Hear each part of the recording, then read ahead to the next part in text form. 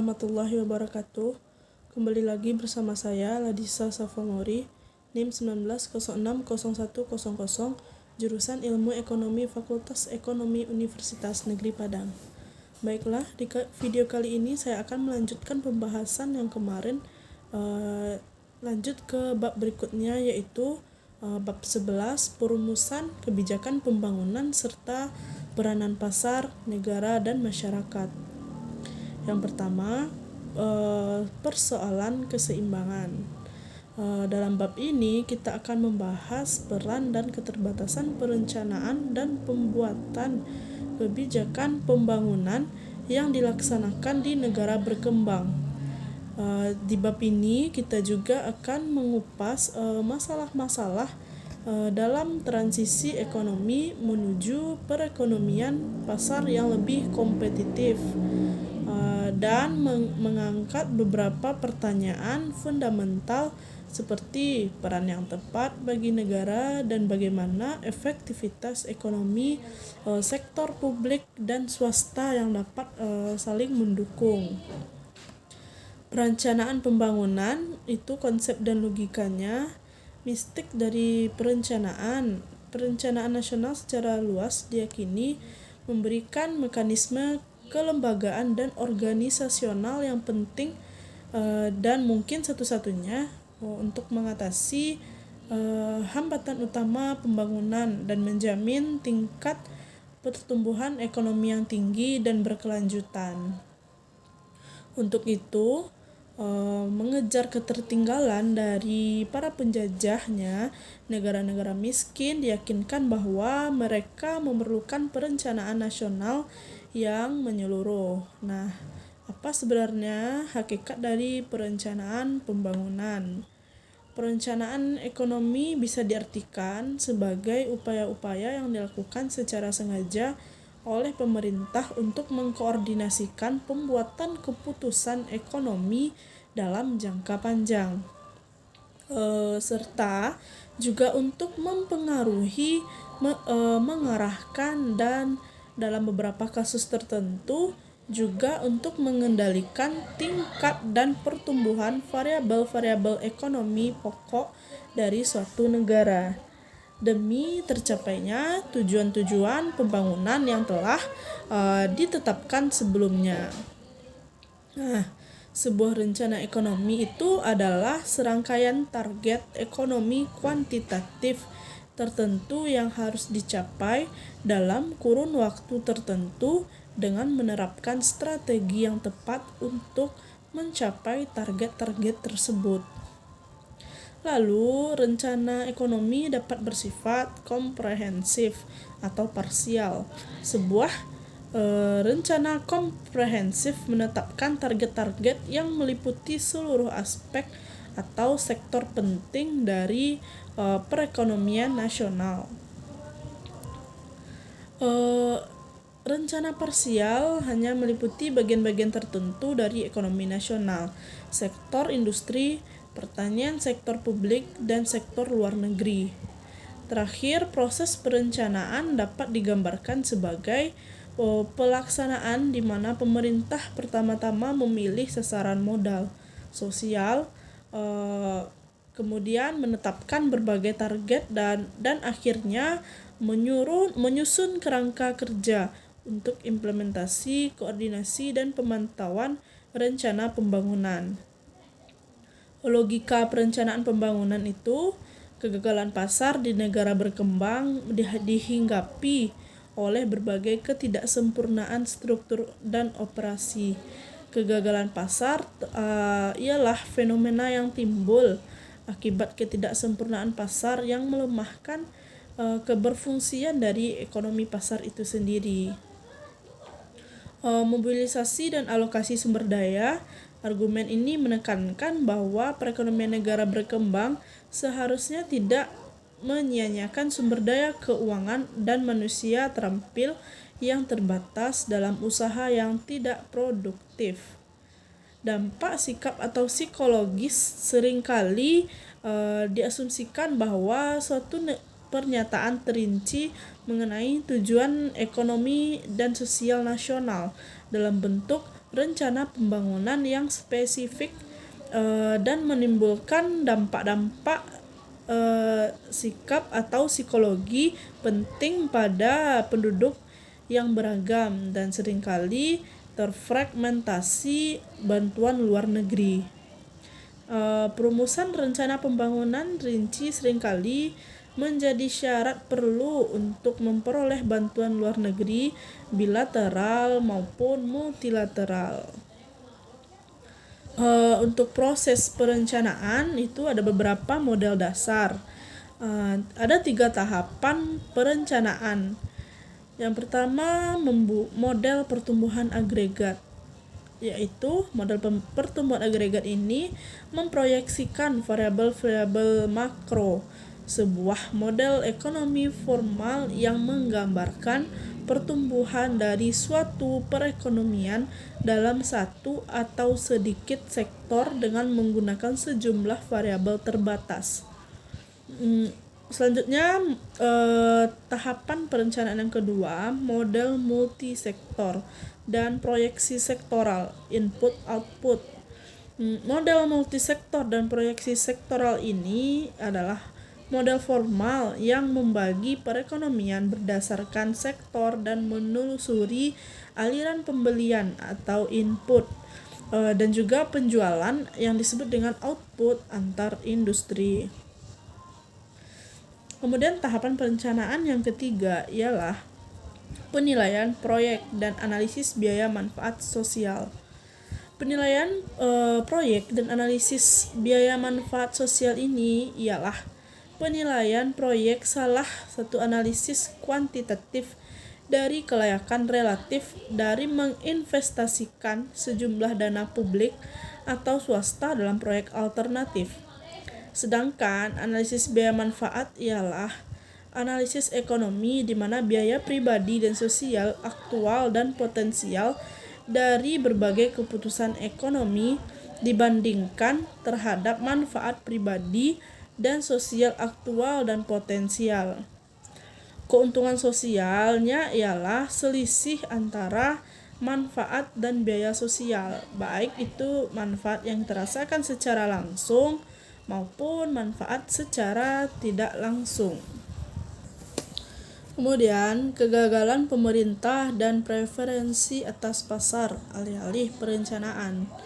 Kegagalan pemerintah ialah situasi di mana intervensi pemerintah di suatu perekonomian memperparah hasil yang ada.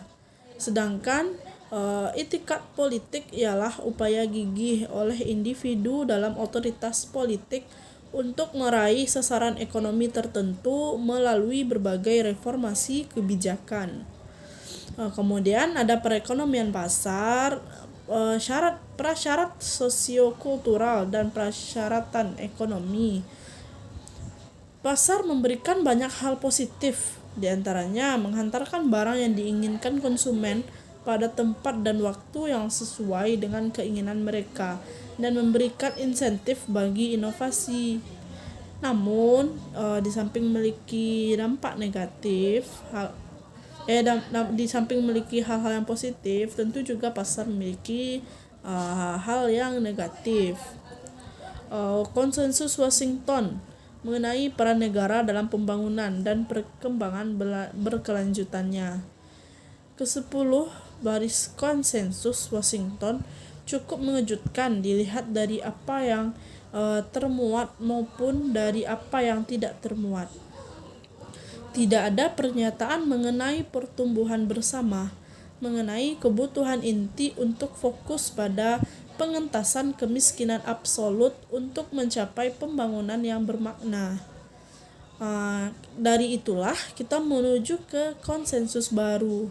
Karena pemerintah negara berkembang memiliki hambatan besar dalam hal sumber daya yang tersedia, sebagian tujuan konsensus baru ini akan kurang ditekankan dibandingkan yang lainnya. Dimensi penting dari konsensus baru ini adalah penekanan tanggung jawab pemerintah untuk berfokus pada pengentasan kemiskinan.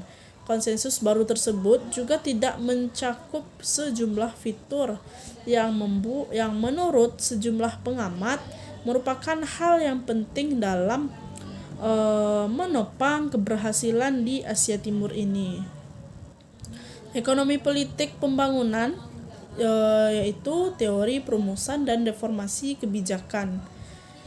Ketergantungan alur ialah kondisi di mana situasi masa lalu dari individu atau perekonomian yang diukur melalui tingkatan satu atau lebih variabel mempengaruhi kondisi masa depan. Peran pembangunan dalam LSM dan sektor warga negara yang lebih luas. LSM adalah organisasi nirlaba yang sering terlibat dalam penyediaan dana dan bantuan teknis di negara-negara berkembang. Kegagalan sukarela adalah ketidakmampuan organisasi non-pemerintah dan sektor masyarakat untuk secara luas dan efektif mencapai tujuan sosial dalam bidang yang ditekuni, di mana semestinya mereka memiliki keunggulan komparatif. Tren dalam tata kelola dan reformasi, yang pertama mengenangani dalam masalah korupsi. Korupsi itu sudah tidak asing lagi bagi kita ya, terutama kita di negara berkembang. Korupsi ini ialah pengambil alihan sumber daya publik demi keuntungan pribadi dan kepentingan pribadi lainnya melalui penggunaan dan penyalahgunaan kekuasaan atau pengaruh resmi. Pemberantasan korupsi juga penting bagi pembangunan untuk sejumlah alasan. Pemerintahan yang jujur dapat mendorong pertumbuhan dan pendapatan tinggi yang berkelanjutan. Kemudian ada desentralisasi. Desentralisasi ini sudah lama menjadi tren jangka panjang di negara maju. Di Asia, desentralisasi berjalan seiring dengan demokratisasi. Sementara negara yang sudah lama mempraktikkan demokrasi seperti di India juga telah menyerahkan kendali yang lebih besar kepada pemerintah daerah. Partisipasi pembangunan. Jika tujuan pertumbuhan ekonomi adalah pembangunan manusia, maka tanpa partisipasi kita pun sebagai manusia ini mungkin akan mencapai pertumbuhan ekonomi tanpa pembangunan. Dan memang partisipasi atau sumbangan pendapat dalam kebijakan pembangunan oleh para pihak yang paling terpengaruh oleh kebijakan tersebut itu sendiri merupakan tujuan akhir dari pembangunan. Jadi sumbangan pendapat dalam kebijakan pembangunan oleh para pihak yang terpengaruh oleh kebijakan tersebut, jadi pihak-pihak berpengaruh dalam kebijakan tersebut merupakan tujuan dari sebuah pembangunan.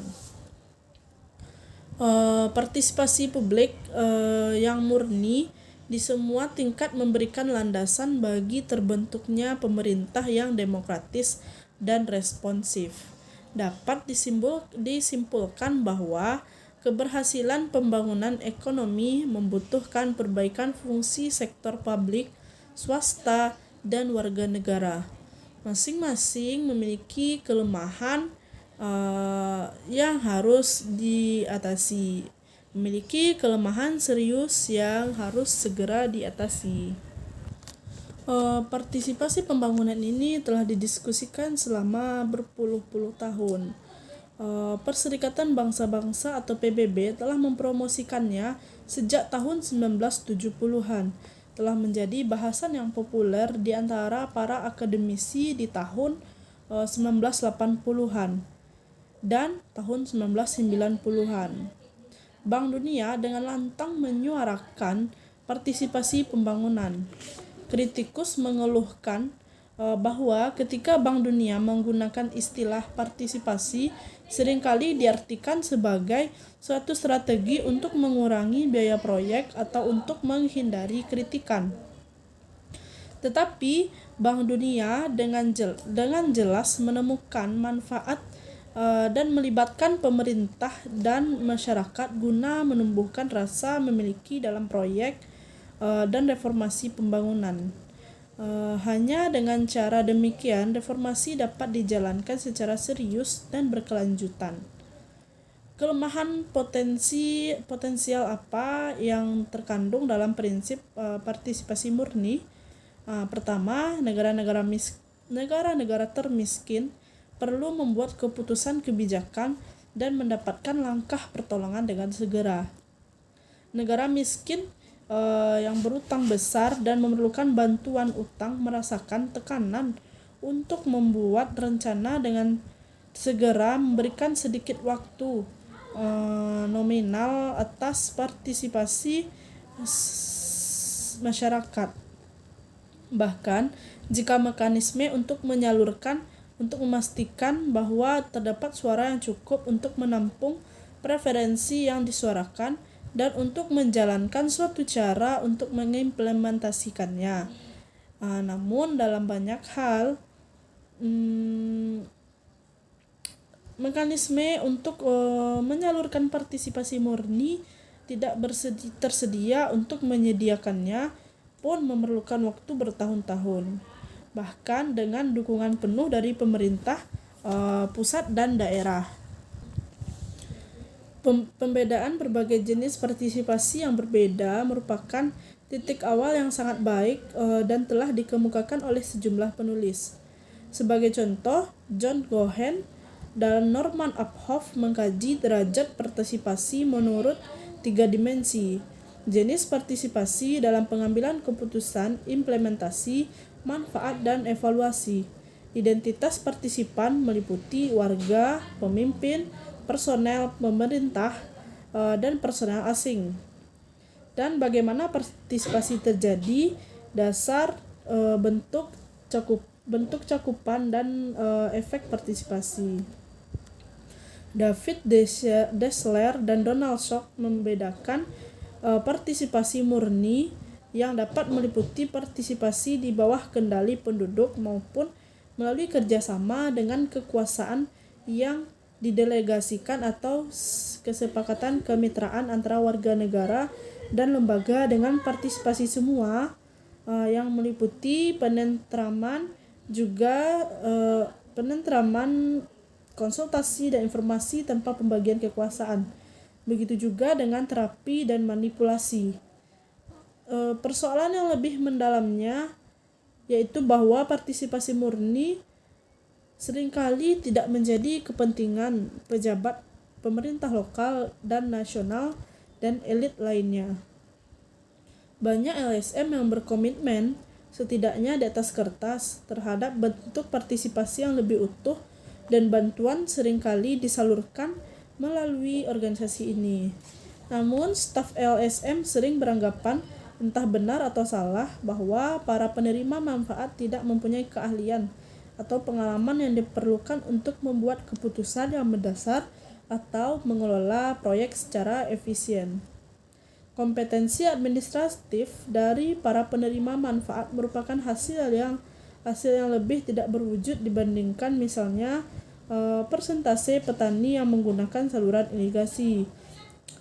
Sehingga LSM bahkan dengan motif terbaiknya mungkin tidak memandang partisipasi murni sebagai prioritas, namun lebih sebagai gangguan. Jelas bahwa staf LSM menggantungkan mata pencahariannya pada pekerjaan pembangunan dan tidak memiliki kepentingan material jika tidak bekerja. Oleh karena itu, kegagalan sukarela mungkin akan timbul dan staf LSM tersebut termotivasi untuk mendorong partisipasi selama partisipasi tersebut meningkatkan efisiensi proyek, namun tidak lebih dari itu. Tingkat partisipasi semacam itu mungkin bermanfaat, namun biasanya bukan merupakan manfaat partisipasi. Manfaat partisipasi umum, manfaat partisipasi murni yang umumnya bersifat transformatif secara sosial. Sarah White melaporkan bahwa di Filipina terdapat sebuah LSM yang berkomitmen terhadap partisipasi murni, seperti dalam teori dalam membuat penduduk lokal mampu mengembangkan dan mengendalikan organisasi mereka sendiri. Namun, ketika organisasi tersebut ingin melangkahi LSM dan berinteraksi secara langsung dengan para donor, LSM tersebut tidak mengizinkannya. Partisipasi publik yang murni di semua tingkat memberikan landasan bagi terbentuknya pemerintahan yang demokratis dan responsif. Partisipasi tidak akan mengobati semua penyakit pemerintah, termasuk keterbatasan demokrasi itu sendiri. Namun, pada derajat tertentu akan menghilangkan penyakit politik dan reformasi kebijakan pembangunan. Sayangnya, wacana ini masih jauh dari realisasi. Baiklah, sekian dari saya. Assalamualaikum warahmatullahi wabarakatuh.